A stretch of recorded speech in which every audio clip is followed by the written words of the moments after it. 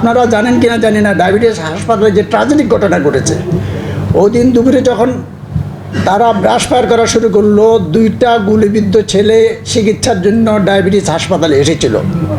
Diabetes হাসপাতালের কোনো না কোনো কর্মকর্তা তখন সেক্রেটারি আমের পলাতক আমাদের সুসেন সাহেবকে জানিয়েছে যে 2টা এফেক্টেড ছেলে হাসপাতালে এসেছে। উনি যে কাজটা করেছেন, ন্যাক্কারজনক, ধিক্কারজনক, নির্মম যে কাজটা করেছেন, উনি ওনার ক্যাডার মোহন নামে মিজান পাড়ার এক ছেলে, তাকে ফোন করে বলছে তুমি যাও।